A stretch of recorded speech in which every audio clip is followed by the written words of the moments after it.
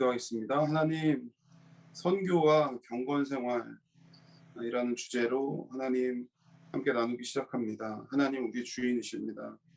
하나님께서 선교의 주인이십니다.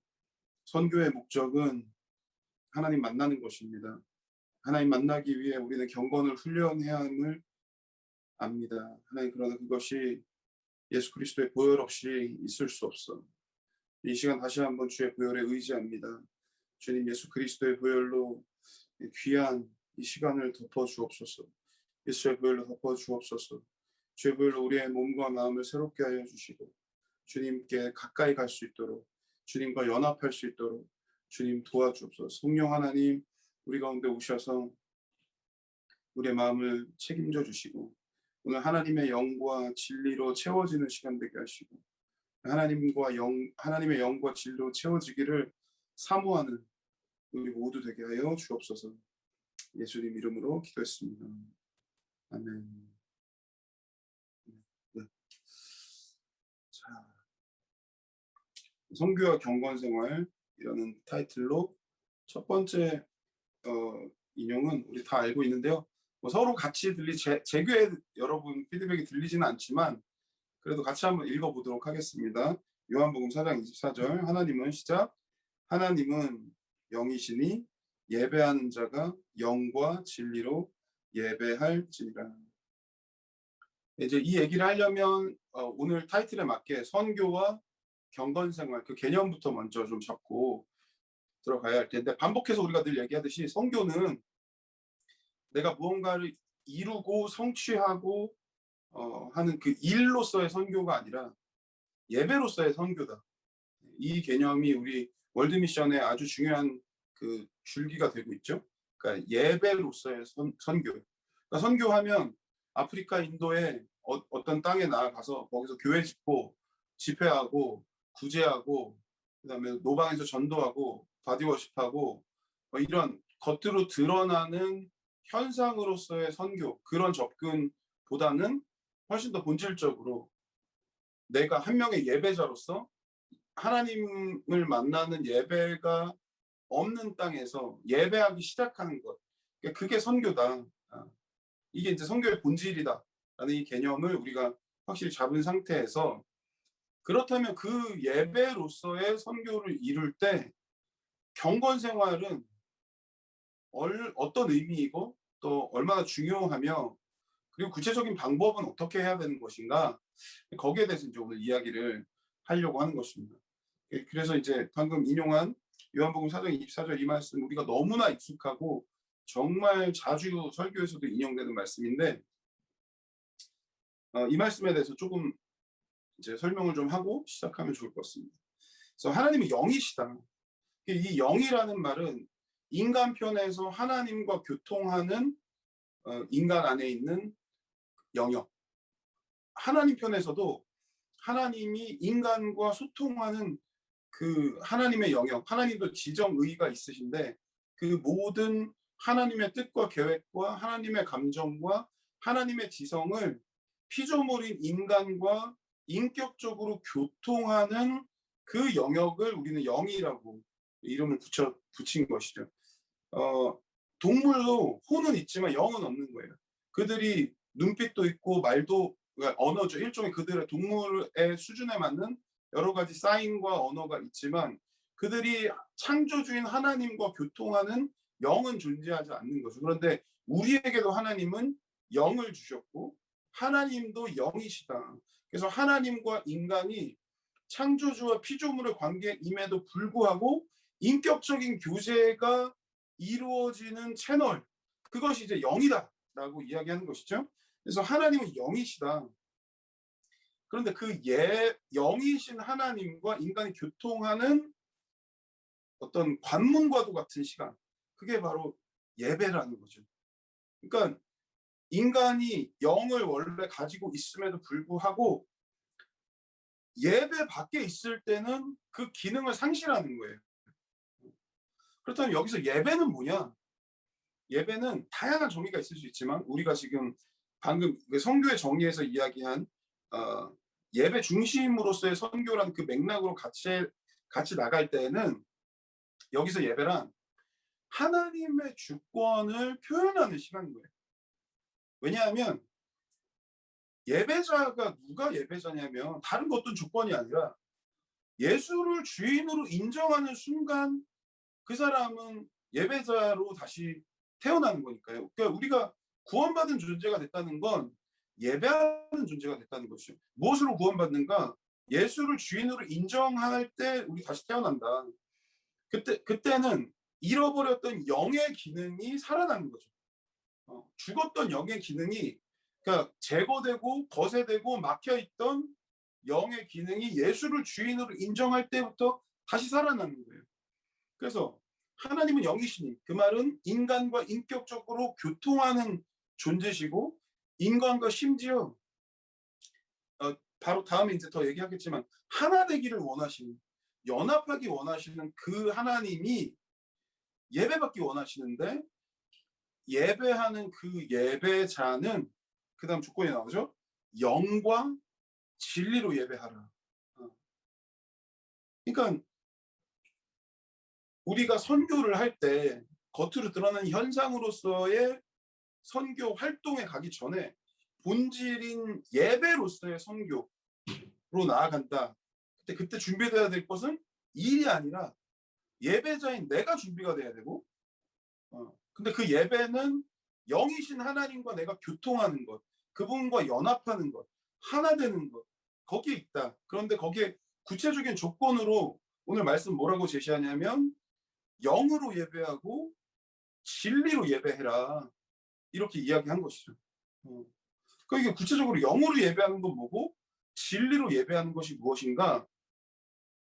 근데 이제 이 말씀을 보통 설교 중에 인용을 많이 해올 때, 예전 성경 버전으로 하면 신령과 진정으로 예배하라 이렇게 할 때 어떤, 그러니까 수거처럼 관용구처럼 잘 입에 우리가 입버릇처럼 썼냐면, 정성을 다해가지고 금요일날 새 돈을 찾아가지고 다리미로 다려가지고 주일날 나가는 그와 같은 정성을 다한 예배를 드려야 된다. 그래야 하나님이 흠양하시고 받으신다라는 어떤 주장을 할 때 이 본문을 근거로 제시한 경우가 많았잖아요.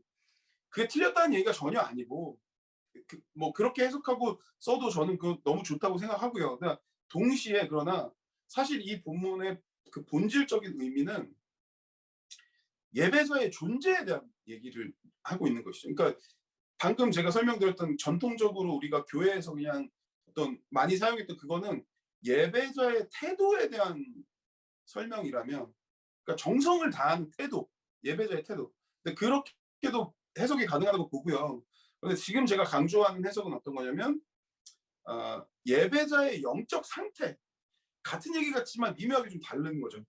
그러니까 예배에 대하는 나의 어떤 정성, 이런 건 태도의 문제라면, 영과 진리로, 혹은 영과 진리로 함께, 그것을 조금 더 바꾼다면 영과 진리로 충만한 예배자의 상태로 예배해라 라는 해석이라는 것이죠.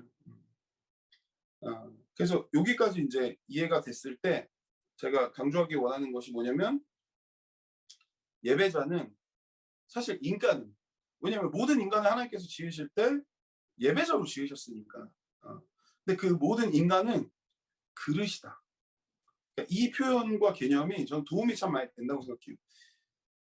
태초부터, 애초에 하나님이 우리를 지으셨을 때 우리를 그릇으로 지으셨다는 거죠. 그릇으로. 그릇은 무언가를 담는 존재잖아요. 컨테이너죠. 컨테이너. 무언가를 담아요. 커피를 담고 된장국을 담고 뭔가 담아. 하나님께서 토기장이시고 우리가 지능이고 정말 우리를 흙으로 빚으셔서 지으셨잖아요. 근데 지으시고 진짜 맞아. 뭐 하셨어요? 코에 자신의 루ach, 생기를 집어넣으셨잖아요. 그게 바로 하나님이 영을 집어넣으신 거거든요. 천지와 만물을 하나님 말씀으로 지으셨고요. 그리고 특별히 우리를 흙으로 지으시고 난 다음에는 특별하게 자신의 영을 불어넣으셨다는 거예요. 그러니까 그게 인간의 원형이고 우리가 돌아가야 할 목표고 목적인 것이죠. 하나님께서 말씀과 자신의 손길로 빚으신 그릇에 자신의 영을 채운 상태, 이게 하나님이 바라시는 예배자의 영적 상태라는 거죠. 그러니까 아버지가 찾으시는 예배자, 하나님이 찾으시는 예배자 누군가 영과 진리로 예배하는 예배자인데, 그걸 좀 더 구체적으로 풀자면 성령으로 충만한 예배자, 하나님의 진리의 말씀으로 충만한 예배자를 찾으신다는 거죠.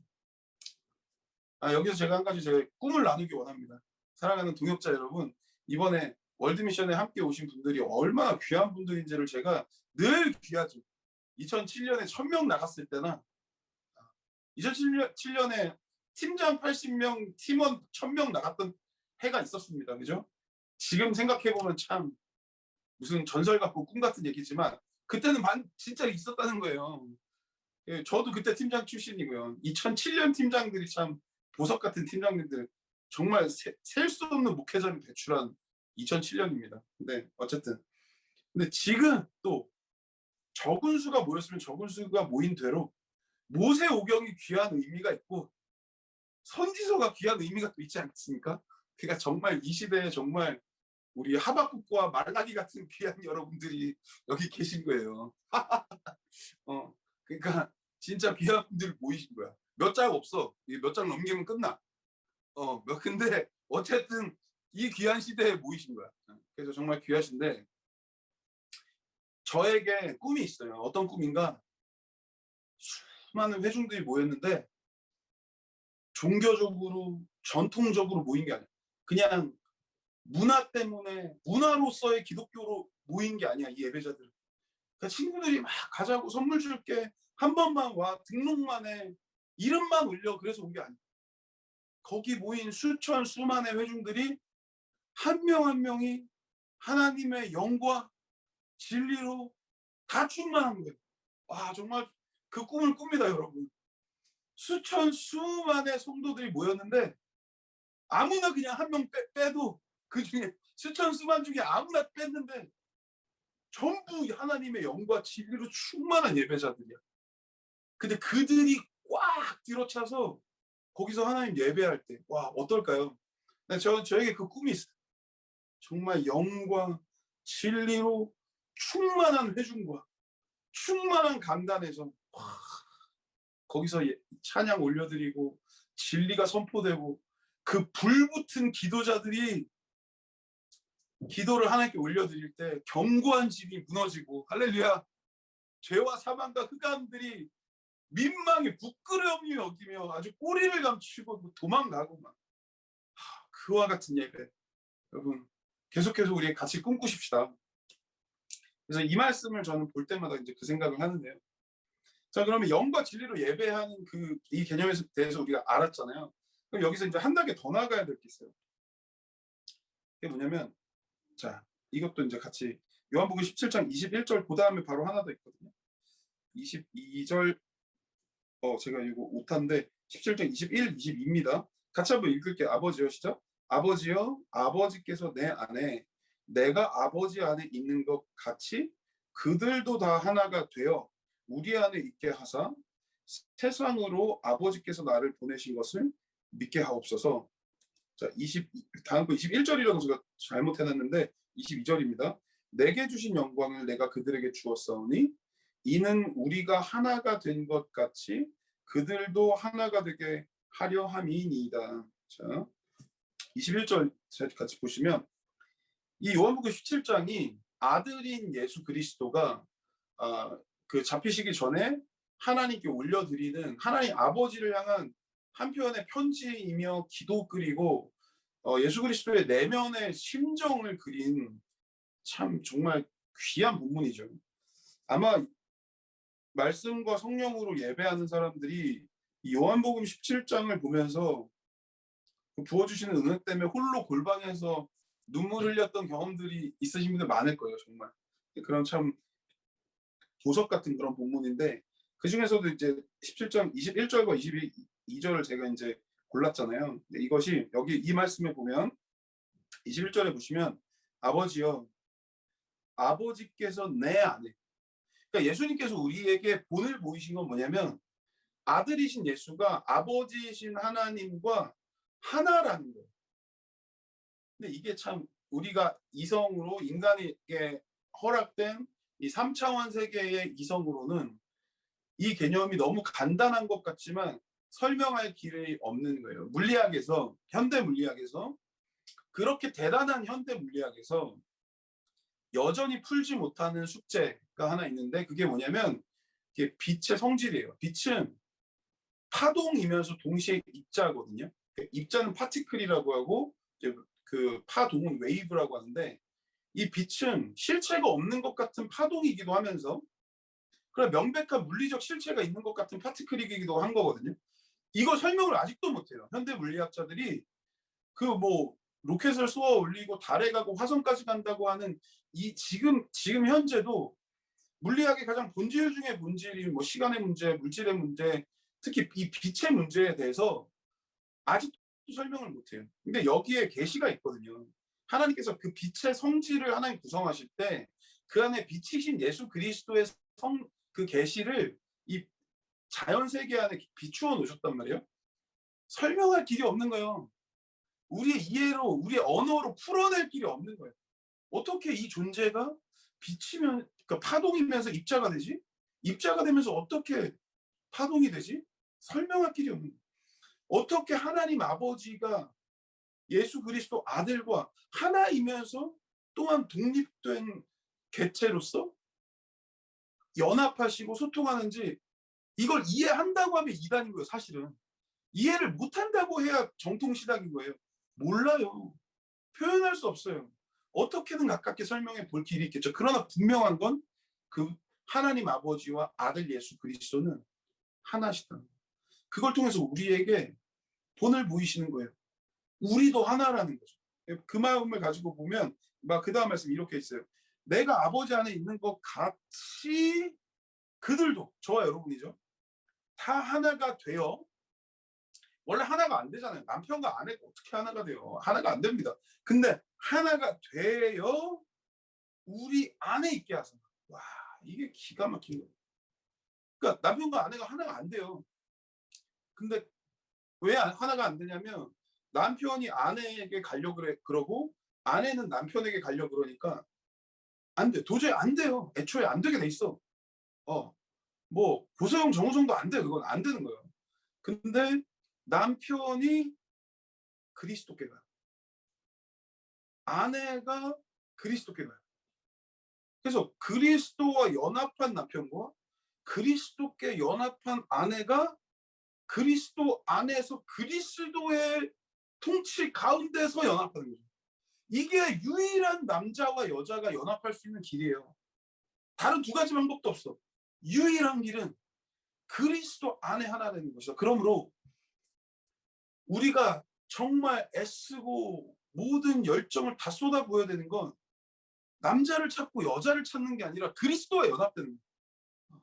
그래서 그리스도와 연합된 자가 그 부르심과 인도하심을 따라서 가정을 이루어 가는 것이죠. 그런 것처럼 그들도 다 하나가 돼요. 왜냐하면 우리가 예수 안에 있으므로 하나가 돼서 우리 안에 있게 하사 예수를 통해서 우리는 하나님과 연합하는, 하나님과 하나 되는 거예요. 그 결과가 세상으로 아버지께서 나를 보내신 것을 믿게 하옵소서. 우리가 성교회 가서 교회 짓고 집회하고 뭐 그런 거 현상으로 하는 거 다 해야 되고 잘 할 거고 중요해요. 그런데 그거를 목적 삼는 순간 본질 잃어버려요. 근데 이 지금 이 본질, 하나님과 연합하는 그 본질에 탁월해지면 결론이 어떻게 된다고요? 세상으로 아버지께서 나를 보내신 것을 믿게 하옵소서. 놀라운 얘기죠. 우리가 하나님과 연합하면 예수가 진리인 게 증명되고 하나님이 살아계신 게 증명된다. 너무 이게 재밌는 말이죠. 너무 재밌는 말이에요. 근데 정말 기가 막힌 말인 거예요. 그러니까 우리가 그렇게 원하는, 교회 짓기 원하는 거, 사역하기, 전도하기, 그 모든 사역이 이거에 초점 맞춰서 이게 주인 돼서 이거를 잘해내려고 내 노력으로 열정으로 할 때는 안 되던 게 하나님과 연합하는 것에 전적으로 집중하고 거기에 삶을 걸면 하나님께서 이 모든 것들이 이루어 가시는 걸 보게 되는 거죠. 자, 그다음 22절에 이렇게 됐어요. 내게 주신 영광을 내가 그들에게 주었어. 여러분, 여러분 우리가 얼마나 영광을 좋아합니까? 얼마나 영광을 좋아해요. 정말 영광을 좋아합니다. 저부터도 제가 얼마나 그 인정 중독자였는지 몰라요. 1등 하기 원하고 승부욕 강하고 반드시 이겨야 되고 저는 거의 그 영역에 있어서 좀 약간 병적이었어요. 제가 농구에 미쳤었잖아요. 제가 얼마나 영광을 좋아했냐면 농구하는 뭐 형제들은 그런 얘기 들으면 아시겠지만 여의도 공원에 제가 20대 때 그 코트 내기 이긴 사람은 그 코트를 계속 차지하는 거야. 그럼 이제 15점 15점 내기를 해요.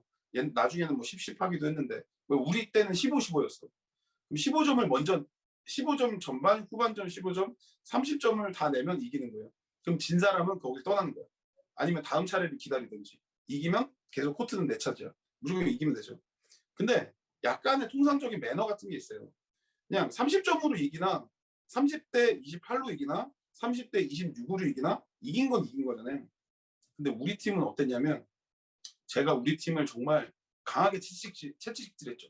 엄청 강하게 훈련시키고 그래가지고 다 눈빛이 막 그런 팀이었어요. 그러면 다 재밌게 하고 상대도 좀 지더라도 재밌게 좀 하고 30대 한 25, 26, 24 이렇게 지고 가도 괜찮잖아요. 근데 우리 팀은 30대 4 이해가 가요? 30대 2 이미 우리가 지금 25대 2로 이기고 있어. 예를 들어서 이미 그것도 너무한 거야 진짜. 그 상대편 얼마나 재미없겠어. 우리가 이미 25대 2야. 그러면 보통 그 정도 됐으면 그냥 설렁설렁 이렇게 해가지고 적절하게 그쪽도 점수 좀 내게 해주고 이러면서 이제 아름답게 마무리를 하는 게 보통인데 승부욕에 중독된 저는 다시는 여의도에 발붙이지 못하게 한다. 25, 그러니까 우리는 5점 끝나 거기는 2점이야. 그때 막 풀코트 프레스 막 앞에 중앙선도 못 넘어오게. 그러면 질식 수비. 그러면 이제 그쪽은 나 오늘 괜히 나왔어. 나 역시 농구는 아닌가 봐. 막 여의도에는 올 때가 못 된다. 엄청난 상처를 주고. 이해가 가죠. 저는 그런 게 엄청 강했어요. 그래가지고 진짜 어떤 인정 중독, 영광, 내 우승 트로피 중독, 우승. 사람이 얼마나 그런 게 다 겉으로 드러나고 안 드러나고 차이가 있지만 그런 게 다 있단 말이에요. 근데 오늘 말씀 뭐라고 하냐면 예수님 입장에 생각해 보세요. 내게 주신 영광을 내가 그들에게 주었어. 그러니까 영광의 근원이 아버지신 걸 심지어 아들이신 예수 그리스도도 표현하시고 이 영광 제 거 아닌데 아버지께서 줘 주신 건데 그걸 또 우리 백성들에게 주었어요. 그러니까 이 왕이 창조주의 이 겸손한 태도, 공을 아버지께 돌리고 그리고 그 영광을 내가 취하지 않고 또 이 백성에게 주는 이게 그러니까 하나님과 하나 된 사람의 증거 중에 하나는 바로 이 겸손인 것 같아요. 그래서 그 결과 뭐라고 합니까? 이는 우리가 하나 된 것 같이 그들도 하나가 되게 하려 함이니. 그러니까 삼위일체 하나님이 교제하실 때 계속 그 그림이 어때요? 성 아버지 위대하십니다. 아들 너 대단하다. 성령님 대단하십니다. 아버지 위대하십니다. 정말 아들아 너 너무 멋지다. 성령님 대단하십니다. 계속 그러고 있는 거야. 영광이 계속 토스되고 패스되고 그 안에서 계속 돌아가고 있는데 우리가 그 하나님과 하나 되니까 그 영광의 공이 우리한테 와. 와, 월드미션 2020 너네 대단하다. 영광 좀 아닙니다. 주님께서 영광 받. 이게 예배인 거예요, 이게. 하나님의 영광이 우리 가운데 임한 거를 받아가지고 잠깐 누렸다가 바로 또 토스. 그리고 또 팀장님, 하나님 팀장님 정말 하나님 쓰십니다. 위대한 영광 가운데 우리 간사님, 목사님, 우리 교회 영광이 막 계속 순환하고 토스 패스 막 이게 공동체인 거야. 이게 하나님과 하나 된 공동체. 이게 정말 성공적인 월드미션 팀. 코디가 팀장을 막 시기 질투하고 팀장이 부팀장을 시기 질투하고 저 설거지를 왜 내가 해야 되는 건가. 그게 뭔 말인지 알죠? 네. 그 영광이 막. 자, 앞에서부터 정리를 하면 성교는 일이다? 아니에요. 예배다. 성교 예배다. 근데 그 예배는 우리 그릇으로 지어진 예배자에게 하나님의 영과 진리로 채워진 그 예배자가 하나님과 하나 되는 거다. 요게 지금 정리한 거예요. 지금까지 풀어서 얘기한 걸 한 번 더 이제 압축해서 정리해. 결론은 뭐예요? 하나 되는 거예요. 자, 그런데 그거 어떻게 하나 돼요? 이제 이게 그다음 문제인 거예요. 어떻게 하나 돼요? 여기서 아주 중요한 문장이 나갑니다. 이 문장은 우리 남성모 목사님께서 먼저 쓰신 거니까 제가 출처를 밝히고, 이거는 제가 스스로 깨달은 게 아니라 우리 저의 예전 팀장님이시기도 했던 남성모 목사님이 저의 첫 번째 월드미션 팀 팀장님이셨어요. 그래서 저는 저의 신앙의 많은 개인기를 우리 남성모 목사님께 전수받은 것을 밝히면서 이제 그 중에 하나가 요 문장이에요. 하나님, 그러니까 다시 우리가 하나님을 만나고자 하는 열심보다 언제나 하나님이 우리를 만나고자 하는 열심이 크다. 이거 월드미션에서 많이 팀장들이 서로 배워가지고 되게 많이 하는 말인데, 뭐 지금도 그런지 모르겠습니다만, 네. 어쨌든 저는 남성모 목사님한테 들었어요. 자, 그래서 이거 정말 맞는 말이잖아요. 내가 하나님 만나고자 하는 열심보다 하나님이 나를 만나고자 하는 열심이 언제나 뭐 이를 비교할 수 없을 정도로 큰데, 근데 하나님 만나는 게 어려운 이유는 우리 안에 해결되지 않은 죄 때문이다. 왜냐하면 하나님은 완전히 전적으로 예외 없이 거룩하신 분. 여기서 거룩하다는 거는 정결하신 상태, 죄에 노출되지 않은 상태, 죄와 상관없는 상태, 거룩하신 존재. 근데 그분과 어떻게 우리가 하나 되냐고요. 그분을 보기만 해도 원래 죽는 존재인데, 그분의 임재 앞에 두렵고 떨려서 나아갈 수 없는데, 생명 걸린 문제인데, 죄가 우리 안에 남아있으면 그 진도가 나갈 수가 없죠. 그래서 결국은 영과 진리로 우리가 채워진 상태라는 것은 그 전제가 예수 그리스도의 보혈로 정결해진 상태라는 걸 전제하고 있는 거죠. 그러니까 예수 그리스도가 우리를 정결케 하시기 이전에 우리가 하나님의 영으로 충만해지고 우리가 하나님의 진리의 말씀으로 채워진다는 건 있을 수가 없으니까. 그냥 내가 지식적으로 책을 읽듯이 말씀을 몇 시간 읽는 거 그걸로 안 되고, 종교적으로 내가 연불 외우듯이 무슨 인도에 뭐 명상하듯이 그렇게 기도해서 영적인 체험, 그러니까 예수 그리스도 앞에 십자가 앞에 전적으로 내 존재를 내려놓고 예수의 주권을 인정하고 내 죄사함이 예수 그리스도의 보혈로 말미암아 일어나는 그 복음을 통한 영적인 체험이 아니고, 이런 거 상관없이 내 존재를 주님께 드리지도 않았고 내 삶을 하나님의 말씀에 비추어서 죄된 그 모든 것들을 직면하고 해결하는 그 죄사함의 과정 없이도 영적인 체험이 가능하기 때문에 이게 굉장히 무서운 말이죠. 기독교의 타이틀을 달고 그 이단의 경계선상에 있는 수많은 단체들이 있어요. 지금도 있어요. 그래서 막 현상적으로 기적이 나타나는 것 같고 그게 성경에서 온 것 같고 그게 예수 그리스도가 하신 일인 것 같지만 굉장히 위험한 경계선에 있는 예배나 단체들이 지금도 많이 있어요. 근데 그중에 굉장히 그것을 구별하는 핵심적인 사안이 무엇이냐, 방금 얘기한 십자가를 통한 죄사함이 있고 성령의 충만으로 나아가느냐, 이게 건강한 거예요. 근데 예수 그리스도의 십자가에 대한 강조가 좀 부족하거나 전혀 없거나 그러면서 이제 성령이라고 이름을 붙여서 그렇게 말하긴 하지만 영적인 어떤 존재와의 그런 교통, 자, 그런 것으로 나아가는 것은, 그러니까 우리가 지금 얘기하는 하나님의 영과 진리로 채워지는 하나님과 하나 되는 그런 성령 충만한 예배자를 얘기하는 것이 아니다. 그래서 결국은 그 하나님과 하나됨에 있어서 오늘의 주제인 경건생활, 다시 말하면 거룩을 유지하는 이 삶, 이 라이프 스타일, 이것은 정말 아무리 강조해도 지나치지 않다는 것이죠. 이해가 되셨죠? 자, 그래서 선교는 예배다. 예배는 영과 진리로 충만한 것이다. 영과 진리로 충만한 것은 하나님과 하나 되는 것이다. 하나님과 하나 되는 것은 거룩을 유지하는 것이다. 됐죠? 그럼 이제 지금부터는, 지금 이 시점부터는 어떻게 거룩을 유지하는 것인가, 이제 그 얘기를 하도록 하겠습니다.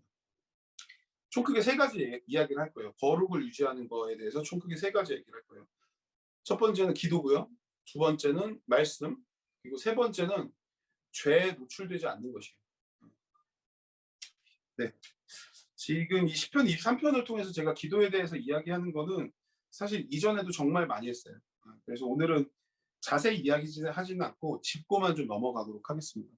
그래서 아마 월드미션에서 제가 예전에 했던 강의 영상으로도 이거에 대해서 제가 굉장히 자세하게 한 얘기가 있고, 만약에 훈련생들이 필요하시면 제 녹음 파일도 이거에 대해서만 한 것도 꽤 있을 거예요. 그래서 지금 이 시간에는 좀 간단하게 짚고만 좀 넘어가도록 하겠습니다.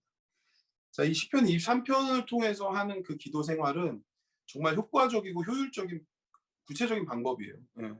그래서 시편 전체가 예배의 매뉴얼이다. 그리고 하나님 만나는 지도와도 같다. 그렇게 표현하는데, 그 150편의 시편들 중에서도 이 시편 23편은 걸작 중에 걸작인 것이죠. 그래서 이 시편 23편을 그대로 따라서 기도하는 것이 정말 탁월한 기도의 방법이다. 이제 그렇게 얘기를 해드릴 수가 있고요. 자, 그래서 1절에 먼저 보시면 이 내용과 순서가 다 의미가 있어요. 그래서 이 시편 23편의 순서와 내용대로 그대로 기도를 하는 것이 굉장히 효과적인 기도다. 이제 그 말씀을 드리고요. 그래서 이 시편을 따라가는 23편의 이 기도는, 첫 번째 구별은, 이것은 소원을 구하는 기도가 아니라 하나님을 구하는 기도다. 이 구별이 굉장히 중요합니다. 그래서 우리가 기도하면 보통 어떤 소원을 구하는 경우가 많은데, 지금 우리가 이야기하는 기도는 하나님과 연합하기 위한 기도잖아요. 그래서 소원을 구하는 게 아니라 하나님을 구하는 기도다. 그렇게 구분을 좀 지어두시면 좋겠고요. 자, 그래서 이 1절에 나온 이 선포가 그리스도인의 세계관의 선포예요. 우리는 모든 게 부족한 게 없으니까 야훼를 내 주인으로 인정하는 게 아니라, 야훼가 내 주인이 되시니까 내 삶에 부족함이 없는 거죠. 이건 뭘 말하냐면, 우리의 기도의 첫 번째 시작은 하나님의 주권을 인정하는 거예요. 내 기도의 시작은 하나님이 누구신지를 말하는 거예요. 예수가 주인이시다. 하나님이 왕이시다. 하나님 내 아버지시다. 나는 하나님 찬양한다. 하나님 감사합니다. 나는 하나님의 자녀입니다. 이렇게 하나님과 우리의 관계에 대한 그 본질을 고백하는 거예요. 하나님의 주권을 인정하는 것이죠. 그것이 기도의 시작이에요. 이 기도는 강력한 빛과 같아요. 어둠을 끝내는 빛과 같아요. 우리의 존재가 변화되기 시작하는 기도인 거죠. 우리의 존재를 결정하는 기도예요. 그래서 내가 누구인지 선포하는 기도죠. 내가 누구인지는 하나님이 누구이신 것에 결정권이 달려 있어요. 이 말도 참 중요한 말이죠. 내가 누구인지는 하나님이 누구이신지에 달려 있다. 하나님 목자시면 나 양이고, 하나님 아버지시니까 내가 그 자녀고, 하나님 왕이시면 나 그 나라의 백성이고, 나 스스로는 나의 정체성을 규정할 수 없는 존재다. 이게 우리의 세계관인 거예요. 그래서 처음에 그렇게 시작하고요. 1단계 하나님의 주되심을 인정. 2단계는 2절에 이렇게 되죠. 그가 나를 푸른 풀밭에 누이시며 쉴만한 물가로 인도하시고 내 영혼을 소생시키시고 자기 이름을 위하여 의의 길로 인도하시는 도다. 자, 여기서 우리가 양이잖아요. 예수님이 우리의 목자 되셨으니 그분을 따라갈 때 우리를 푸른 풀밭과 쉴만한 물가로 인도하세요. 그러니까 거기가 어디냐? 푸른 풀밭은 밥 먹는 데잖아요. 너무 맛있는 밥을 먹어요. 근데 밥 먹다가 거기가 또 침대야. 먹다가 바로 자. 뷔페인데 먹다가 그냥 자면 호텔이야. 너무 좋죠. 그거 어디예요? 천국. 양한테 거기가 천국. 우리의 천국이 어디서 시작돼요? 예수 그리스도 십자가시. 예수 그리스도 십자가의 보혈이 우리를 덮는 거기, 예수 그리스도의 보혈이 우리의 죄를 씻는 거기가 푸른 풀밭이고 쉴만한 물가가 되는 것이죠. 기도의 두 번째 단계는 어디냐면 예수 그리스도의 보혈에 의지해서 회개하는 거예요. 이게 두 번째 단계예요. 첫 번째 하나님의 주되심을 인정하는 것으로 시작하고, 두 번째 기도 어떤 기도예요? 예수 그리스도의 보혈에 의지해서 내 죄를 사하는 기도, 내가 회개하는 기도를 하는 것이죠. 그 기도할 때 어떤 일이 일어나요? 영혼이 소생된다. 영이 깨끗해져. 내 안에 있는 그 죄와 찌꺼기가 씻겨져.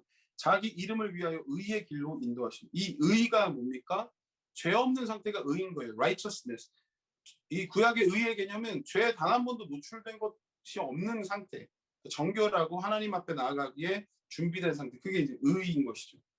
이해가 되시죠? 그래서 두 번째 단계는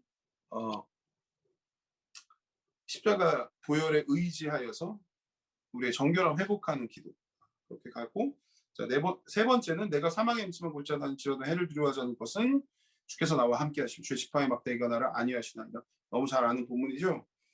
자, 예수와 동역하는 삶이 늘 꽃길일 줄 알았어요. 아스팔트 포장된 신장로일 줄 알았어요. 근데 따라가 보니 그렇지 않을 때도 있어요. 사망의 음침한 골짜기도 있더라. 죄와 사망과 흑암의 권세들이 여전히 우리를 공격하더라. 그런데 약속된 것은 무엇이요? 예수께서 우리와 함께 하신다는 거. 주께서 나와 함께 하신다. 그리고 따르는 약속 뭡니까? 주의 지팡이와 막대기가 나를 안위하신다. 영적 전쟁을 의미하는 거예요. 죄와 사망과 흑암의 권세들이 우리를 공격해, 우리 예배를 공격해요. 예배 성공하지 못하도록, 우리의 기도가 하늘문을 뚫고 하나님께 나아가지 못하도록 공중 권세가 방해한단 말이죠. 근데 그때 우리가 해야 되는, 취해야 되는 건 뒤로 물러나는 게 아니에요. 직면하고 그 두려움에 눌리지 말고 예수의 이름과 보혈의 권세로 그것을 선포하고 악한 영을 내어 쫓는 그 영적인 전쟁의 과정이 있어야 된다는 것이죠. 그래서 우리가 이 기도 생활을 꾸준히 하시면 이 훈련이 돼요. 훈련이 돼. 그래서 보혈이 우리를 쭉 덮고 우리가 하나님과 연합되고 우리의 기도가 열려갈 때 이 영적인 견고한 진들을 감각하는 영적인 능력들이 우리 가운데 배양됩니다. 그래서 그거는 이론이 가르쳐주는, 수업이 가르쳐주는 게 아니라 그거 그냥 해야 하는 거예요. 절대 시간이 필요해. 그건 1시간씩 1년을 기도해봐야 그건 느끼는 거고, 인도에서 아프리카에서 그 영적인 전쟁의 필드에서 뛰면서 설명할 길이 없는데 왜 안 되는지 막히는지 모르는데 다 내려놓고 그냥 바닥에서 기도해봐야 아는 그 감각인 거예요. 그러니까 그거는 선교하는 사람이라면 누구나 사모하면서 그걸 그 감각을 얻기 위해서 애쓰고 훈련해야 되는 영역인 것이죠. 그래서 그런 영적 전쟁의 감각은 우리 순복음의 선교사들이라면 반드시 갖춰야 되는 것이죠. 지금 이제 제가 대조교구, 은평대교구 11교구를 맡은 지 2달 정도 됐어요. 그래서 4주 정도 전에 급한 신방이라고 해가지고 갔는데, 그냥 1층, 2층 있는 집인데 지하층에, 그러니까 1층에 권사님 집이라고 해서 신방을 갔는데 지하에 점집이 있는 거야. 아, 진짜 얼마나 열받던지. 그래서 이렇게 하면 이쪽으로 가면 권사님 집인데 이쪽으로 가면 지하로 내려가는 통로인데 여기에 천황당이라고 그렇게 딱 돼 있는 거야. 천황당. 열받죠. 이름 자체도. 지가 무슨 하늘의 황제야. 천황 어디다가 그런 이름을 쓰고 있어. 그래가지고 권사님 잠깐만요. 그리고 바로 그냥 손 얹고 나사렛 예수의 이름으로 명하노니 더러운 점치는 귀신아 떠나가라. 그러니까 이제 거기서 이제 막 따님도 계시고 그렇게 크게 말씀하시면 네, 더 크게 듣는 게 좋아요. 이제 그러고서 이제 올라가서 했는데 그날 신방 끝나고도 이 분이 막 사기지가 않네. 우리 성도집 지하에 점집이 들어와, 이거 어떻게 된 거야 이게. 그래가지고 그 다음 날인가 하여튼 바로 동네를 이제 한 바퀴 돌았어요. 인터넷으로 먼저 구글 서치하면서 요즘은 다 거리 사진 다 나오잖아요. 그래서 우리 기도처를 중심으로 그쪽 블럭 길을 다 서치를 다 했어. 그래가지고 12개 점집을 찾아냈어. 그 블럭 안에. 그래가지고 이제 기도처를 중심으로 지도를 다 만들고 1번부터 12번까지 만들고 이거를 돌아야겠다 이제. 그러고 나서 이제 그 다음 주쯤에 실제로 그걸 보면서 주소를 찾으면서 12개를 이제 도는데 7번째 집을 이제 도는데 어떻게 도냐면 성경을 들고 예수 피를 덮으면서 그 집 앞에 가서 그 집 앞에 서가지고 이 신명기 18장 9절에서 14절 말씀 이따가 저 인용할 건데 이게 들고 그 앞에서 내 하나님 야훼께서 내게 주신 땅에 들어가거든 너는 그 민족들의 가증한 행위를 본받지 말 것이니 그 아들이나 딸을 불가운데로 지나게 하는 자나 점쟁이나 기름을 말하는 자 요술하는 무당이나 진언자나 신접하는 자 박수나 초혼자 너희 가운데 용납하지 말라 이렇게 쫙 하는 거예요. 그 다음에 이게 쫙 읽고 선포하고 나사렛 예수의 이름으로 명하는 점치는 더러운 귀신아 이 땅에 너의 약속된 자리가 없으니 이 땅에 떠나갈지어다. 이 땅은 하나님의 백성들이 하나님께 약속받고 예배하는 땅이다. 너 더러운 귀신아 떠나갈지어다. 이제 이렇게 하고 그다음 점집으로 이동. 이제 이거를 하는 거예요. 그래가지고 이제 7번 점집까지 갔는데 이쪽에 뭐가 툭 떨어졌어. 참새가 똥을 쌌어. 그래가지고 아이 근데 여기도 뭐 툭 떨어졌어. 또 다른 참새가 또 여기 똥을 쌌어. 그러니까 앞에 있던 식당 아저씨가 담배 피러 나왔다가 그 장면을 본 거야. 이쪽 똥 이걸 딱 본 거야. 그때 이분이 웬만하면 나보고 안 웃을 텐데 너무 웃겨가지고 아저씨가 참지 못하고 막 웃으면서 참새가 똥을 싸요? 막 이러는 거야. 그러면서 들어가셨어. 야, 근데 이제 그 순간에 야, 이게 지금 뭐 그래 복음을 위해서 내가 똥을 맞는구나. 그래서 근데 그러느라고 그 골목의 각도를 이렇게 바꿨다가 보니까 지도에 안 나왔던 점집을 하나 더 찾았어. 뭐야? 여기 하나 더 있었잖아. 그래가지고 또 찾고 뭐 그런 식으로 해가지고 한 바퀴 실제로 돌았더니 15개가 있네. 12개인 줄 알았는데 15개가 있었어. 그래서 지금 어저께까지 3주째 지금 돌고 있거든요. 여러분 목표는 올해 안에 몇 개의 점집이 문을 닫는지 우리는 볼 것입니다. 예수 피로 점집들이 덮이고 귀신을 쫓아내는데 점괘가 안 나오는데 사람들이 발길을 끊겠지. 아멘이시죠? 네. 대조교국의 점집들이 없어질 줄 믿습니다. 근데 그때 15개 중에서 기도를 딱 시작하면 센 집이 2집 있어. 영환도사가 세더라고. 영환도사가 세. 영환도사랑 또 뭐더라? 장군 보살이 세더라고. 근데 그 집은 기도를 딱 시작하니까 나한테 두려움을 확 주더라고요. 그러니까 내 안에 두려움을 어떤 그림과 느낌으로 나한테 막 억누르는 게 느껴져. 근데 이게 이런 영적인 기도 생활을 안 해본 사람은 이 얘기를 들으면 헛소리 하고 있네. 뭐 그런 게 어딨어. 지금 SF 영화 찍냐. 네가 퇴마사야? 막 이럴 거야. 근데 이제 영적인 기도 생활 선교하면서 그런 인도나 아프리카 같은 데서 선교 꾸준히 하신 분들은 제 얘기를 들으면 그렇지. 분명히 그렇게 반응하죠. 무슨 얘기합니까? 영적 전쟁의 감각이 있단 말이에요. 느껴져요. 그래서 그것들을 향해서 뒤로 물러나지 않고 예수 그리스도의 이름과 보혈의 권세를 가지고 담대하게 선포하는 그 기도의 훈련이 우리 안에 있어야 된다는 것입니다. 자, 그럼 그 다음 마지막 단계 뭐예요? 5절에 이렇게 합니다. 주께서 내 원수의 목전에 내게 상을 차려주시 기름을 부으시서 내 잔이 넘치나이다. 자, 여기서 상 차려주신다. 이거 밥상인 거 아시죠? 개근상, 우등상 할 때 상 아니고 밥상, 잔치상 할 때 그 상이다. 근데 이 상은 뭐냐면 그냥 일반적인 상이 아니라 잔치상. 잔치상도 그냥 상이 아니라 거대한 연회라는 거예요. 무슨 말이냐면 성령께 나아가면 성령께서 우리의 삶을 잔치가 되게 하신다는 거예요. 여러분 이거 보세요. 주께서 내 원수의 목전에 상을 차려주시고 기름을 부으셨습니다. 그러니까 네 번째 기도의 단계는 뭐냐면 성령을 초청하는 거예요. 하나님 주권 인정했죠. 보혈에 의지해서 회개했죠. 악한 영들을 내어 쫓았죠. 그리고 나서 다음 단계는 성령을 우리 가운데 내 안으로 모셔드리는 거예요. 성령이 우리 삶 가운데 오시면 하시는 일이 뭐냐? 잔치를 베푼다. 잔치를 베푸신다. 잔치를 베푸신다. 그리고 거기서 기름 부으신다.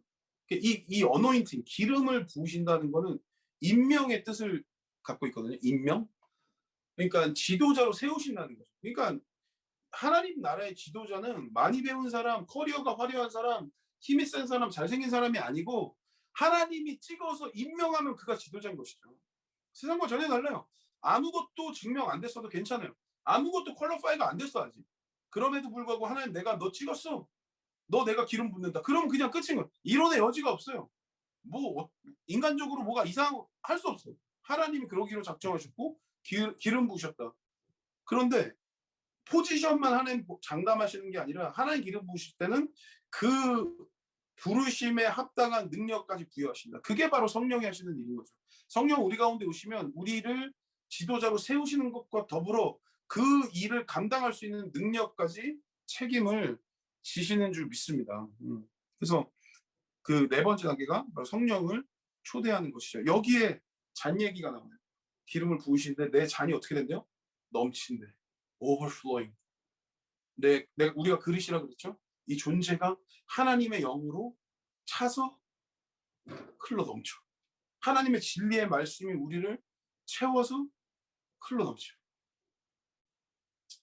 사랑하는 여러분, 그것이 제가 아까 말씀드렸던 하나님의 영과 진리로 충만한 자들이 수천 수만 명이 모여가지고 하는 그 예배.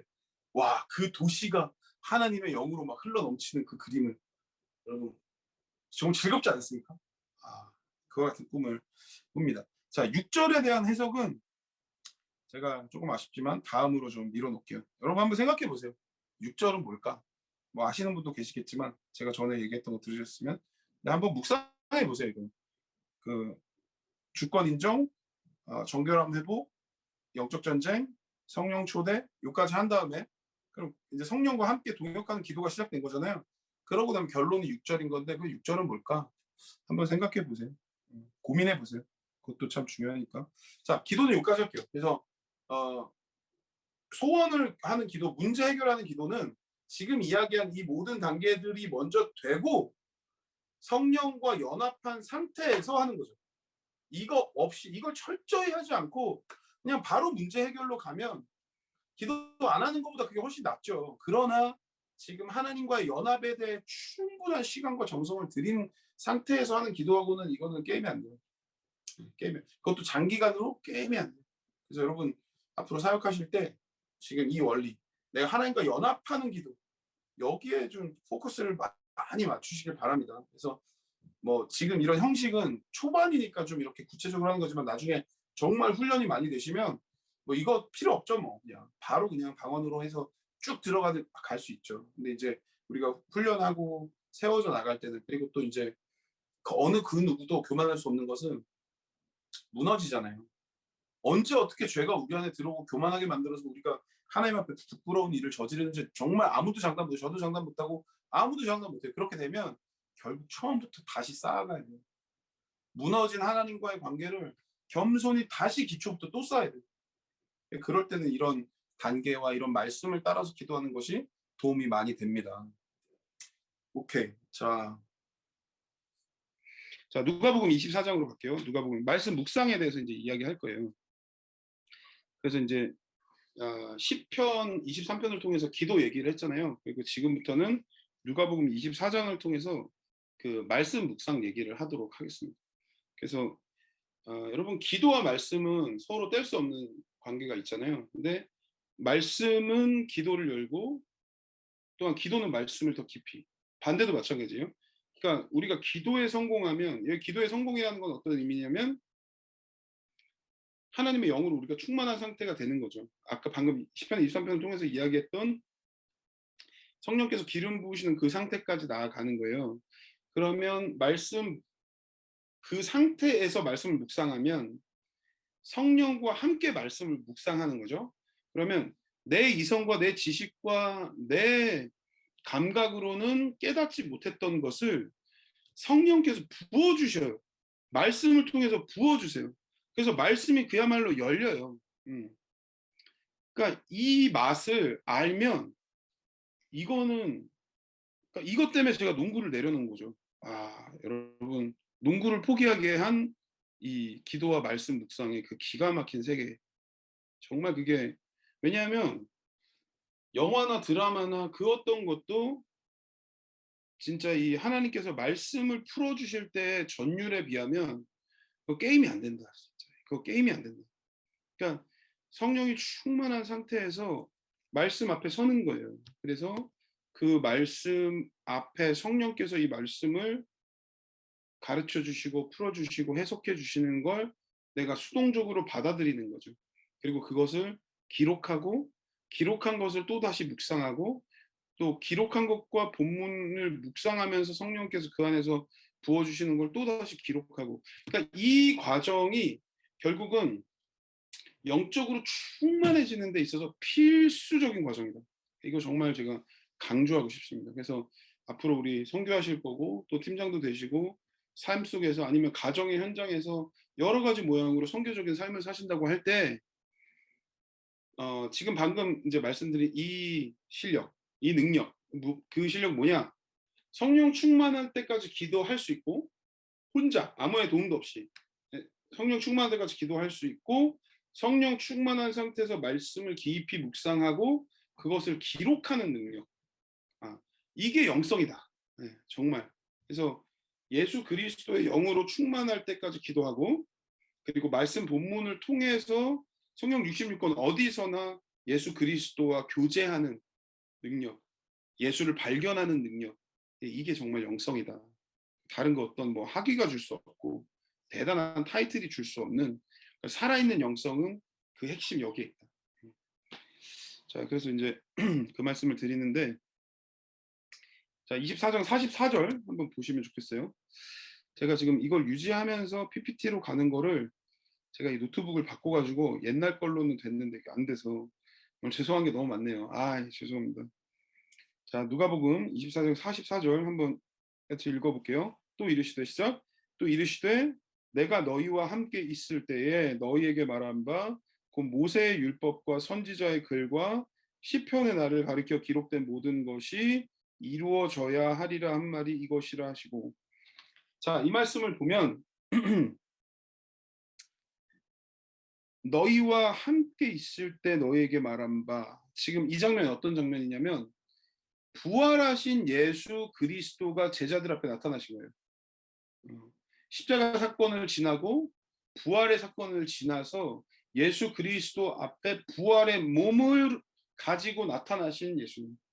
근데 그분이 하시는 일이 무엇이냐면 말씀하시는데 기록된 말씀을 들어서 말씀하세요. 너희에게 말함. 내가 너희와 함께 있을 때 한 말.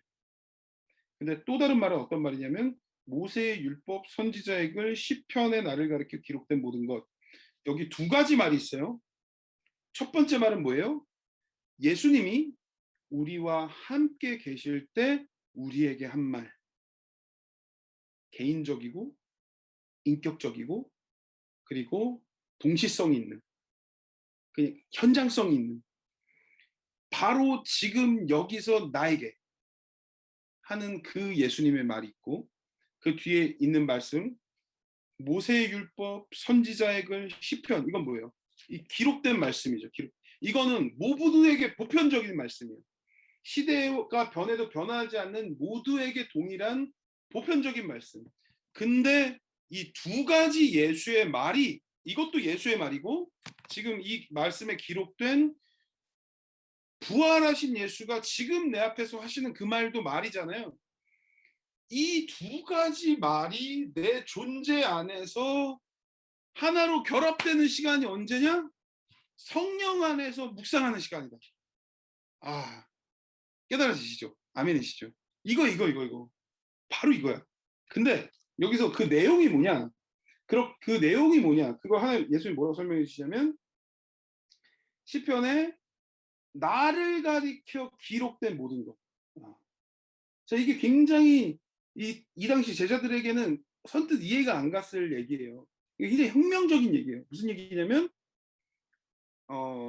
모세 율법, 선지자의 글, 시편, 구약을 말하잖아요. 구약 성경 전체에 예수라는 문자로는 없잖아요. 그런데 거기 있는 그 모든 이야기들이 전부 다 예수를 가리켜서 한 말이라는 것을 예수님이 직접 제자들에게 가르쳐 주고 계신 거죠. 이 일이 우리한테도 일어나야 되는 거예요. 이 관점. 출애굽기에 6월절에 피 흘리고 우리를 대신해서 우리의 장자가 죽어야 되는데 이 어린 양이 우리 장자의 생명을 위해서 대신 죽었다. 그 스토리 안에 문자적으로 예수라는 이름은 없으나 이 스토리 안에 예수 그리스도 십자가 복음이 있어요, 없어요? 있죠. 명백하게 있죠. 근데 그거를 깨달았어요? 못 깨달았어. 근데 지금 예수님께서 그걸 설명해 주시면서 풀리고 보이는 거라. 이거는 너무 가장 명백한 예죠.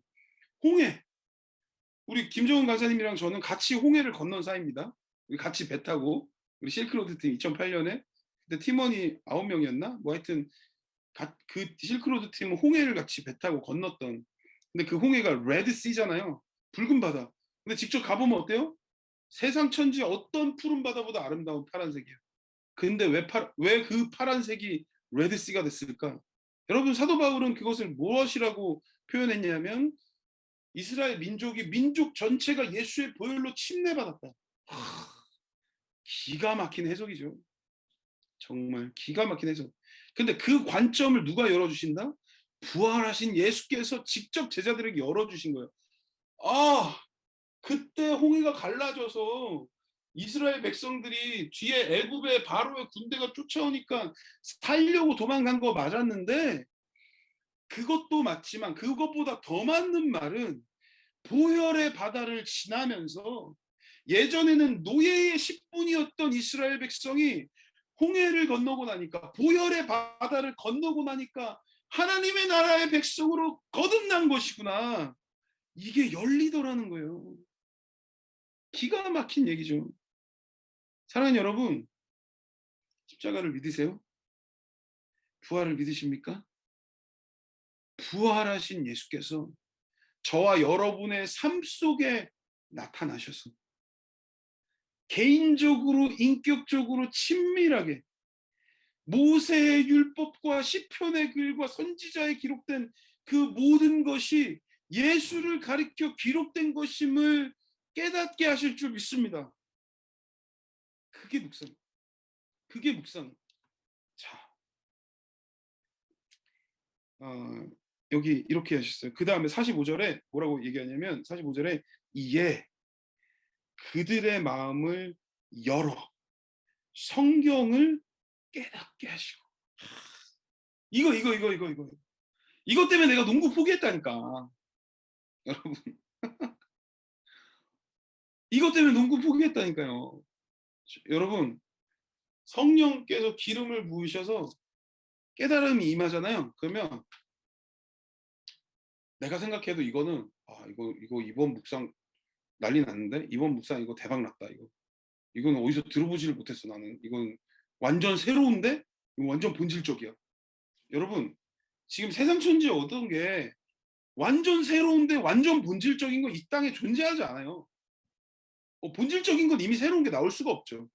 그리고 이제 새로운 건 본질적인 게 될 수가 없어. 그러니까 본질적이면서 동시에 새로운 건 있을 수가 없다. 그런데 우리의 예수 그리스도는 늘 본질이신데 늘 새로우셔. 끝이 없이 새로우시다. 와. 근데 그게 성령 안에서 말씀을 묵상할 때 우리 뱃속에서부터 퐁퐁퐁퐁퐁 깨달음이 올라오는 거예요. 사랑하는 여러분, 이 깨달음을 사모하시기 축복합니다. 그런데 그게 어떤 대단한 신학적인 막 학적인 아카데믹한 그런 게 아니라 여러분이 이집트 팀을 이끌어 가실 때 여러분이 가정의 예배를 인도하실 때 여러분이 홀로 하나님과 함께 여러분의 삶의 미래를 두고 상의하실 때 내가 이 남자랑 결혼해야 될지 말아야 될지를 결정할 때 내가 당장 카드값을 갚을 수 있는 방법이 없을 때 내가 마음의 절망 가운데 있을 때 누구한테도 나아갈 수 없고 성경 한 권 피고 하나님 앞에 무릎으로 눈물로 성령 충만함으로 나아갈 때 그때 그 모든 것들을 해결하시는 게 바로 이 깨달음이라는 거예요. 기록된 말씀을 부활하신 예수께서 나에게 직접 나타나셔서 내 안에 부어주시는 성령의 깨달음 그게 우리의 삶을 변화시키는 줄 믿습니다. 이걸로 충만한 게 거룩이 이게 경건인 거라. 이거를 매일같이 하는 사람이 경건한 사람인 거예요. 딴 거 없어요. 타협할 수 없다. 이거는 진짜 뭐 어떻게 부정할 길이 없어요. 그냥 수학처럼 딱 떨어진다. 성령 충만한 그러니까 기도 몇 시간 했냐 이것도 중요한데 성령 충만한 상태로 얼마나 기도하느냐 이게 진짜 중요한 거예요. 그냥 내가 막 고집으로 내 악으로 받쳐 가지고 이런 거 말고 정말 내가 내 주권 내려놓고 내 악한 거 내 죄된 거 다 직면하고 보혈에만 의지하고 그리고 죄악 사망 권세 다 내어 쫓고 그리고 전적으로 성령 하나님 사모하면서 그분의 임재 가운데 나아가서 그리고 하나님의 말씀을 펴고 지금 여기서 나에게 주시는 그 말씀을 예수 그리스도 안에서 발견하는 시간. 이게 하나님의 영과 진리로 예배하는 것이죠. 하나님의 영이 나를 채우고 하나님의 진리가 나를 채우는 거예요. 자, 요까지 이제 두 번째 단계 마무리를 할게요. 이것도 사실은 도대체 그럼 묵상을 구체적으로 어떻게 해야 되냐고요. 그거는 또 다른 강의가 필요해요. 지금과 이거 갖고는 할 수가 없어. 그건.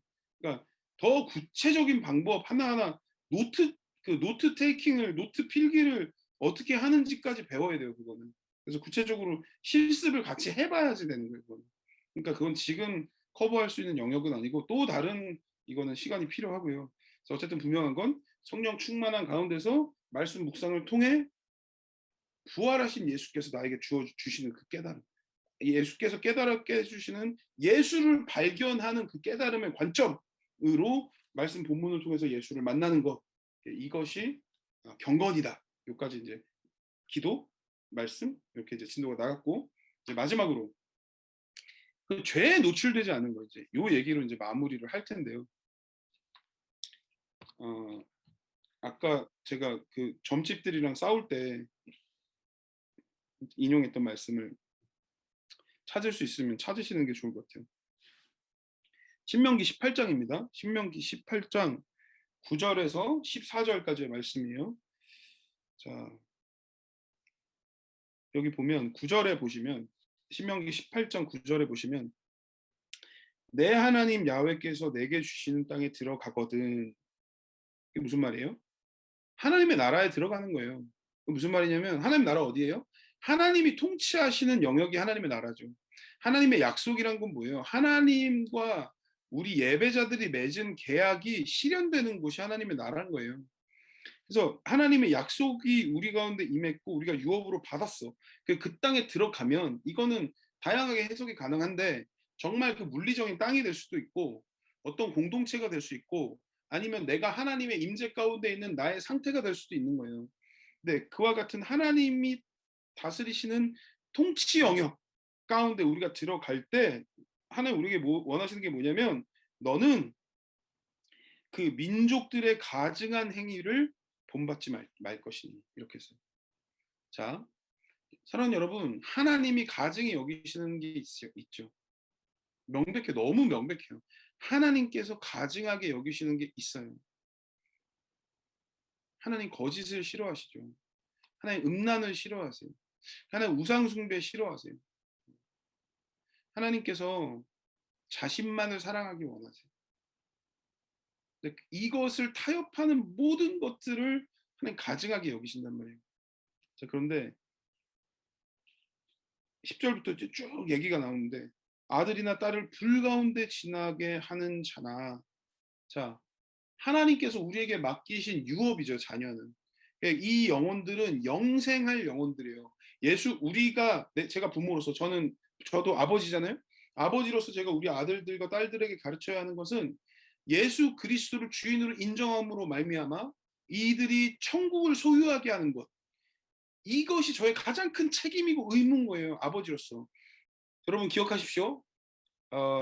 애굽의 10가지 재앙의 마지막이 뭐였나요? 장자가 죽는 거였죠.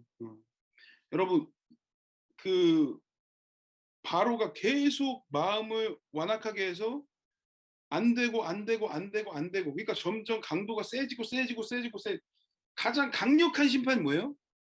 우상 숭배의 마지막 결론은 다음 세대를 잃어버리는 거예요. 여러분 기억하세요. 우상 숭배의 마지막 심판은 가장 무섭고 두렵고 최악의 심판은 다음 세대 잃어버리는 거예요. 여러분 지금 이 땅의 다음 세대들이 제가 지나가다 TV 저희는 TV 아예 안 보거든요. 지나가다 어디서 뭐 전에도 뭐 그런 거 본 적 있지만 요새는 진짜 너무 이상한 것 같아요. 그러니까 7살 8살 난 여자애들을 창녀같이 화장시켜 놓고 옷을 막 7살 8살짜리 여자애들을 반쯤 벗겨 놓고 그 애들이 막 엉덩이를 흔들고 막 비비 꼬고 그런 춤을 애들이 연습을 해 가지고 나온 걸 보고 그 애들을 칭찬하면서 저는 두 딸의 아버지로서 그 그림을 볼 때 지금 정확히 저 그림이 우상의 제물로 아들과 땅을 불 가운데 지나가고 가게 하는 그림이 정확히 저거다. 이 땅의 문화가 지금 음란하고 우상을 숭배하는 걸로 가득 차 있고 어려서부터 지금 이 다음 세대의 마음과 눈과 귀가 우상을 숭배하고 음란한 것들 그런 콘텐츠와 메시지로 차곡차곡 쌓여가고 있고 그들의 세계관은 거기에 반응하도록 지금 구성되고 있어요. 이게 너무나 두렵고 떨린 심판 가운데 있다는 거예요. 예수 그리스도의 주권을 인정하지 않은 우상 숭배의 마지막은 다음 세대를 잃어버리는 것이다.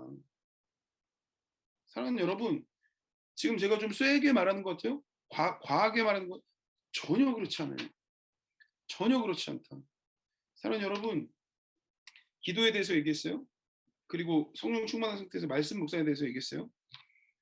이거 아무리 해도 이거 아무리 막 1시간 2시간 기도하고 1시간 묵상하고 맨날 써도 아무리 그래도 음란물 보고 더러운 거 보고 귀신 나오는 영화 보고 폭력적인 거 보고 그런 거에 마음 쏟고 마음 뺏기고 하나님을 경외하지 않는 그런 더러운 콘텐츠들 내가 받아들이면 우리의 영성은 전혀 성장하지 않아요. 전혀 성장하지 않는다. 사랑하는 여러분, 보는 것을 주의하시기를 축원드립니다. 결단하셔야 돼요. 남자들만 그런 음란한 거 보느냐? 요즘은 아니라면서요. 자매들도 음란한 거 많이 보는 데다가 또 제 경우에는 심지어 하나님께서 저 농구를 너무 좋아했잖아요. 지금도 사실 좋아해요. 근데 하나님께서 제가 미국에서 한국 올 때 농구도 보지 않기를 원하시더라고요. 와, 그래가지고 주님 제가 8분짜리 하이라이트 보면 안 됩니까? 네, 진짜 막 예배 인도하고 막 쏟아붓고 막 와가지고 진짜 오늘 열심히 했다 사요. 이러고 오늘 누가 이겼지? LA가 이겼나? 8분 보면 안 됩니까 주님 이거? 이게 하나님의 마음을 어렵게 합니까 주님?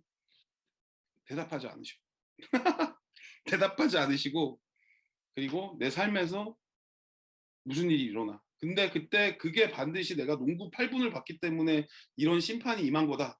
그렇게 얘기하기 좀 어려움이 있어. 그러나 분명한 건 하나님 기뻐하지 않으신다. 그냥 그게 내 안에서. 근데 이게 어느 한 날 한 번만 그런 게 아니라 수많은 내 인생 속에서 끊임없이 하나님께서 나에게 계속 한 번씩 툭툭 도전하시는 거예요. 여러분 모두에게 동일하게 다 똑같이 일반화되고 적용되는 거는 아니라고 생각해요. 그러나 적어도 저한테는 하나님께서 뉴스도 보지 말고 드라마 영화는 생각할 것도 없고 심지어 정치 토론도 보지 말고 농구도 보지 말고 말씀 그리고 책 설교 강의도 뭐 이상한 강의 말고 그렇게 구별되는 걸 하나님 저에게 그렇게 요청하시고 저는 포기했어요. 그래서 여러분 8분짜리 농구 하이라이트 저는 포기했습니다. 여러분에게 모든 미디어를 다 끊어라 뭐 그렇게 말할 수는 없겠죠. 그러나 사랑하는 여러분 정말 경계하셔야 되고요. 이 땅에 지금 흐르고 있는 그 더러운 것들 되게 사소한 것 같죠. 여러분 콜라를 1년 동안 끊었다가 다시 콜라를 먹잖아요. 되게 싫어요. 되게 이상해요. 그런 거 어떤 건지 아세요? 이걸 내가 왜 좋아했지? 그 화학적인 맛 되게 싫어져. 미원 절대 안 먹는 분들이 미원 먹으면은 되게 딱지색인데 보통 사람도 너무 좀 신경질적인 거 아니야? 뭐 그러지만 느껴지는 거 있는 것처럼 여러분 지금 현재 나오고 있는 미디어들을 만약에 완전 끊다가 친척 집에 갔는데 TV를 그냥 켜 놓잖아요. 엄청 힘들어요. 진짜 엄청 힘들어요. 그거 보고 있을 수가 없어요. 무슨 말씀 드리고자 하는 거냐면 여러분 구별되셔야 돼요. 구별되셔야 돼요. 구별되셔야 돼요. 좀비 시리즈 지금 보신 분 있어요? 없어요? 다 손들라고 하진 않겠지만 보면서 스트레스 풀었어 안 풀었어? 그리고 요즘 한국 드라마에도 막 좀비물들 뭐 있다면서요. 저는 한 편도 한 번도 본 적 없어요. 그러나 얘기 들었어요. 동성연애 관련된 거, 혼전 순결 관련된 거, 그리고 심지어 요즘에는 그런 것도 있는 것 같아요. 귀신을 불러내는 걸 영상으로 만들어. 근데 그거를 애들 보게 만들어. 저는 미국에 있을 때 다른 거 리서치하다가 그런 거 잠깐 발견하고 이거 뭐야? 뽀로로인데 뽀로로로 진흙 인형을 만들어서 그 진흙을 이렇게 움직여서 애니메이션처럼 만든 거예요. 진짜 뽀로로 회사가 만든 게 아니라 그냥 평범한 일반적인 사람들이 그걸로 취미생활처럼 한 것 같아요. 근데 뽀로로랑 친구들이 모여서 귀신을 불러내. 그 귀신을 불러내는 의식을 해. 그러니까 귀신이 막 나와가지고 애들을 괴롭히고 막 이래. 근데 여러분 진짜 무서운 게 뭐냐면 제가 그거 보고 깨달은 게 이게 귀신들이 진짜 너무 영악한 게 뭐냐면 여러분 오늘 방금 이 말씀 뭐라고 했어요? 11절에 이렇게 되어 있어요. 진언자나 신접자나 박수나 추운 자를 너희 가운데 용납하지 말라. 이런 일을 행하는 모든 자를 야훼께서 가증히 여기시나니 이런 가증한 일로 말미암아 내 하나님 야훼께서 그들을 내 앞에서 쫓아내시느니라. 진짜 무서운 게 뭐예요? 내가 귀신 불러내는 거 안 했어. 하려고 했던 것도 아니야. 그냥 하다 보니까 영상 하나 틀었고 봤을 뿐이야. 근데 그 영상이 모여가지고 뽀로로랑 그 진흙 친구들이지만 귀신 불러내는 거 했잖아요. 나도 거기에 참여한 꼴이 되는 거예요. 이해가 되세요? 4명이서 모여가지고 서로 방언으로 기도하고 말씀 묵상하는 그런 영상들 있어요. 요즘에 많더라고요. 그런데 거기서 하길 원하는 건 뭐예요? 여기에 접속해서 이 영상을 보는 사람이 5번째 멤버가 된 것 같은 느낌을 받게 하는 게 목표예요. 이해 가시죠? 그러니까 5명짜리 묵상 소그룹 모임을 만들어서 사람들이 다 모여가지고 하기 어려우니 4명만 모여서 그런 컨텐츠를 만들고 누구든지 접속하면 나도 그 4명과 함께 큐티 모임을 한 것 같은 느낌을 줄 수 있도록 영상을 만드는 뭐 그런 거 있잖아요. 근데 반대로 귀신 불러내는 모임을 하고 여기에 이 영상을 보기만 해도 이미 나도 초혼자가 된 거야. 나도 진원자가 된 거야. 나도 귀신과 신접한 존재가 되게 하는 거죠. 그건 뭐예요? 죄로 우리를 똥칠하는 거예요. 이 세대의 악한 영들 그렇게 전략적으로 다가와서 우리가 의도하지 않고 그렇게 결정한 바도 없는데도 불구하고 우리의 영에 더러운 걸 쏟아붓고 있는 거예요. 사랑하는 여러분, 할 수만 있으면 이제 모든 영화와 드라마 끊으세요. 할 수만 있으면 집에서 TV를 치우세요. TV 큰 거 없애세요. 그거 없어도 충분히 살아요. 뉴스도 보지 마세요. 뉴스 안 봐도 옆에 사람들 알려줘. 중요한 건. 진짜로. 그거 몰라도 아무 상관없어. 진짜 상관없습니다. 살아봐. 한 달만 그렇게 살아봐. 뉴스 안 봐서 무슨 큰일 나나. 옆에서 다 알려줘요. 그리고 그걸 끊고 앞에서 이야기했던 그 기도와 말씀 묵상을 충실하게 한 달만 해봐요. 무슨 일이 생기나. 사랑하는 여러분, 제가 그래서 한국 들어와가지고 그렇게까지 하나님께서 강력하게 전적으로 구별되기를 요청하신 건 이번이 처음이었어요. 근데 너무 강력하게 요청하셔서 네 주님 어떻게 할 수가 없었어. 너무 명백하고 강력하게 요청하셔서 진짜 다 끊었단 말이에요. 그러고서 한국 와서 이제 교구 사역을 새로 시작했잖아요. 이제 미국 사역이 정리되고 한국에 와서 우리 대교구 사역이 시작이 됐는데 그러니까 이제 전화 사역을 할 수밖에 없잖아요. 코로나 때문에 그런 게 많아졌잖아요. 근데 정말 저랑 아직 얼굴도 본 적이 없어. 근데 10명 정도를 통화하면 한 7명 정도는 전화기를 잡고 오열하시는 거예요.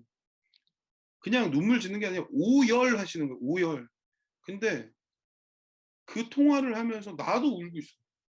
그래 가지고 진짜 사역 초반에 아직 그분들 얼굴을 못 봤어. 이름만 알고 번호만 내가 인수인계 받아서 전화를 하는데 40분, 1시간을 통화하는 거예요. 그러면서 어렸을 때부터 있었던 그 모든 상처와 막 내면의 거를 아직 얼굴도 본 적이 없는 목사한테 다 얘기하시고, 얘기하면서 내가 울어. 나도 내가 울려고 우는 게 아니라 뭐 울고 있어 나도 모르게. 같이 수화기 붙잡고 그러면서 기도해 드릴 때 막 나도 무슨 부흥에 인도하듯이 전화기 붙잡고 피를 토하고 있는데, 근데 그러고 나서 전화 한 통하고 지쳐 가지고 와 근데 이러고 있어. 어 3주 전에 신방을 받은 성도가 지난주 주일날 폐암이 다 나았다고 들어왔어. 뇌종양과 폐암이 있었는데 뇌종양 결과가 안 나는 폐암. 그리고 그 직전 주는 어떤 사기를 당한 거에 대한 분노 때문에 너무 분노가 많아서 심장병이 생기셨는데, 그래서 제가 신방 가기 전에 갈라디아서 3번 읽으라고 했더니 막 여기저기 마비가 오고 심장병 생기고 그러니까 눈이 안 보이기 시작해서 목사님 전화로 그래요. "목사님 제가 성경 읽고 싶은데 읽을 수가 없어요. 안 보여요."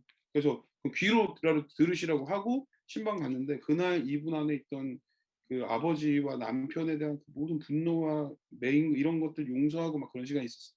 그러고 났는데 이제 감사하고 마무리하고 이제 가려고 그러는데 그분이 인제 나 현관 나가는데 자기가 이 성경 펴고 갈라디아서 이렇게 펴본 거야. 그랬더니 "목사님 보여요. 인제 이게 눈이 보여요." 그래요. 놀랍죠? 나 너무 놀라워 지금. 너무 놀랍지 않아요?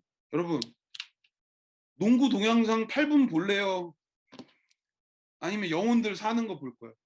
그 지금 이거 좀 극단적이긴 하지만 사랑하는 여러분, 그거 지금 포기 못 하면 빨리 끊으세요 그거. 마음에서 '에이 뭐 그러겠어. 에이 뭐 그런 것까지 그러겠어.' 사랑하는 여러분, 그거 끊으세요 그거. 끊으십시오. 끊으십시오. 한 달만 해 봐 한 달만. 한 달만 다 끊고 뉴스도 보지 말고 한 달만 말씀과 기도로 영과 진리로 충만하게 한번 해 봐요. 그리고 그 한 달 안에 어떤 일이 일어나는지 한번 경험해 보세요. 아 자 원래 계획했던 게 있었으니까 자 잠언으로 갑시다. 이게 마지막이에요. 지금 같은 맥락인데요. 네. 잠언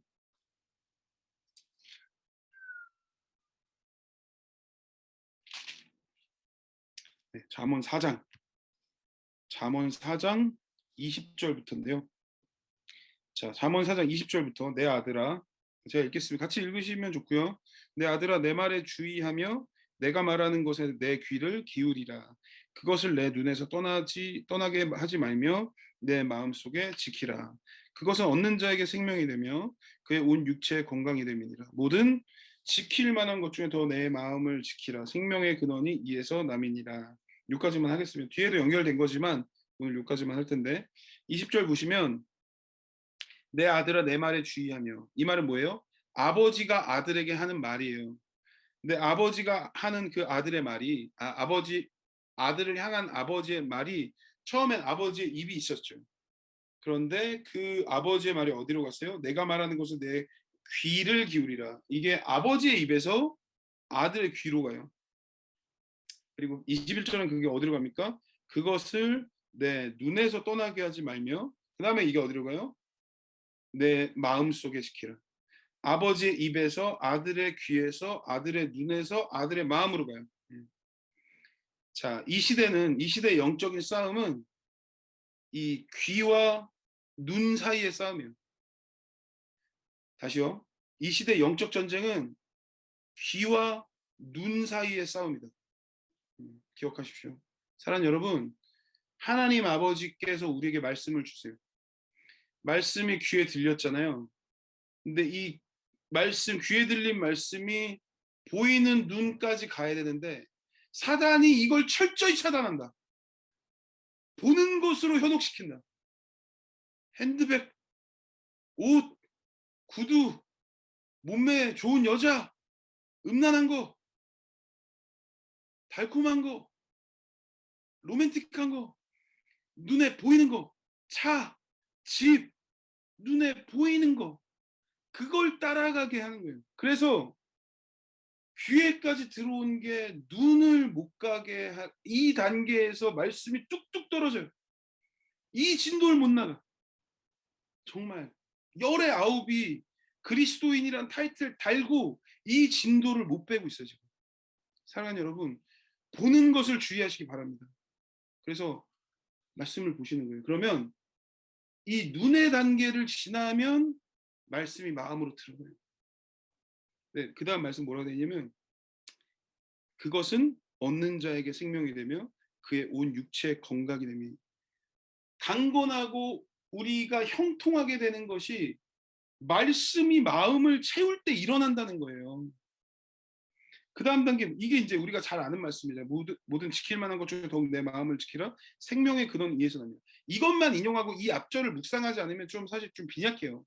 그러니까 말씀이 귀를 통해 눈을 통해 내 마음으로 들어온 것이 생명의 근원이라는 거예요. 말씀으로 채워진 마음이 생명의 근원이라는 거예요. 그냥 마음이 생명의 근원이 아니라 말씀, 아버지의 말씀이 내 마음을 채울 때 그게 생명의 근원이라는 것이죠. 근데 그러지 않고 눈에 음란한 메시지, 세속적인 메시지, 돈 쫓아가는 메시지, 부정적인 메시지, 비판하고 음란하고 그런 것들이 아닌 게 어디 있어요, 지금. 콘텐츠들이. 너 잘못해서 비판하고 정죄하는 거 계속 눈으로 귀로 받아들이면 내 마음이 무엇으로 차요? 그런 걸로 차요. 말씀이 어디 있어, 지금 마음에. 어디서 생명이 나오겠어요? 거기서 건강을 잃어버리는 거예요. 그리고 아까 신명기 말씀에도 뭐라고 했어요? 그 땅이 저주받는 거예요. 땅이. 약속의 땅에서 우상 숭배하면 땅이 저주받아요. 가난해져요. 이게 여러분 굉장히 조심하고 경계해야 되는 메시지인 거 저 알아요. 그러나 잘 들으십시오. 순복음의 청년들이기 때문에 정확히 잘 알아야 됩니다. 여러분 예수 믿으면 부자 돼요? 예수 믿으면 병 고쳐요? 예수 믿으면 그러면 모든 사람들이랑 잘 지내고 인기 얻게 돼요? 이렇게 가르치면 부족해요. 네. 보너스로 그런 거 따라올 수 있어요. 충분히 그럴 수 있어요. 그런 일들이 일어나요. 그러나 그게 목적되었어요? 아니요. 전혀 그렇지 않아요. 우리의 목적 무엇이에요? 예수 그리스도 십자가 통하여 예수와 연합하는 게 목적인 줄 믿습니다. 우리 원로 목사님의 메시지, 당회장님의 메시지, 저의 메시지, 순복음의 교육자들의 메시지 이것이 뿌리인 거 분명해요. 그런데 이것에 대해서 충분히 강조하지 않고 예수 그리스도 십자가의 본질에 대해서 충분히 강조하지 않고 잘못돼서 축복으로 넘어가면 이건 완전히 본질을 잃어버리고 이상한 메시지 되는 거예요. 이게 번영신학 되는 거예요. 여러분 예수를 믿으면 하나님의 나라가 임하는 줄 믿습니다. 근데 하나님이 다스리시는 곳에 저주가 떠나가는 거예요. 저주 떠나보내려고 예수 믿는 거예요? 아니에요. 예수와 연합하려고 예수 믿는 거예요. 예수와 연합하면 천국이 임하면 가난이 떠나가던데요. 질병이 떠나가던데요. 자, 그런데 이제 여기서 그 다음 질문 나올 수 있는 게 나 예수 잘 믿었는데 나는 왜 계속 가난해요? 나 예수 잘 믿었는데 왜 이렇게 질병이 많아요? 예수 잘 믿는데 우리 집은 왜 이렇게 연합이 안 돼요? 그 얘기는 또 다른 강의가 필요하다. 또 그것만 따로 떼어내서 또 다른 강의가 필요하다. 그러니까 그거는 또 다음으로 넘어가고 자 오늘 지금 집중할 것보다 사랑하는 여러분 처음부터 정리하고 이제 마치겠습니다. 선교는 일이 아니라 예배다. 예배는 하나님의 영과 진리로 충만해지는 것이다. 하나님의 영과 진리로 충만해지면 하나님과 하나 된다. 하나님과 하나 되기 위해선 거룩해야 한다. 거룩해야 되는 실천사항은 세 가지로 구분했다. 첫 번째 성령 충만하는 데까지 나아가는 기도, 성령 충만한 상태에서 나아가는 묵상, 그리고 이 모든 것들과 함께 죄 나를 타협하지 않는 것, 죄 가운데 나를 노출시키지 않는 것, 이 세 가지 영역이 함께 가야 한다. 그리고 죄 가운데 나를 노출시키지 않는 것에 더 구체적인 실천상 요즘은 내 눈을 지키는 것이다. 음란하고 귀신에 관련되고 더러운 컨텐츠, 세속적인 컨텐츠에 단호하게 그것을 끊어야 한다. 이것으로 선교와 경건생활 강의를 마치도록 하겠습니다. 기도하겠습니다. 기도 마칠게요. 주님 기도합니다. 하나님 우리 사랑하는 청년들, 우리 소망이 된 청년들 이 시대에 그야말로 잡초 속에 한 송이 백화처럼 주님 참으로 존귀한 우리 지도자들이 여기 있습니다. 미래의 순복음을 이끌어 나갈 귀한 지도자들 여기 있습니다. 하나님 기도하고 말씀에 전무하며 또한 이 세속과 음란과 또한 흑암 가운데서 하나님의 나라를 세워갈 미래 가정의 어머니와 아버지들 여기 있습니다.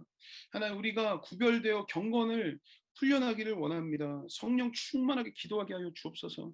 성령과 함께 말씀을 묵상하게 하여 주옵소서. 하나님의 영과 진리로 충만한 예배자들 되게 하여 주옵소서. 그리고 이 세상의 즐거움과 그리고 쓰레기와 같은 그런 콘텐츠를 분토와 같이 여기고 단호하게 그것을 끊게 하여 주옵소서. 나사렛 예수 이름으로 명하노니 경건하게 바로 서기 원하는 우리 귀한 예배자들을 방해하는 감의 권세가 각 사람의 몸과 마음과 삶과 사역과 가정에서 떠나갈지어다. 성령 하나님 우리 가운데 오셔서 인도하여 주시고 좀 놀라운 상급과 축복으로 부어 주옵소서. 예수 그리스도 이름으로 기도했습니다. 아멘.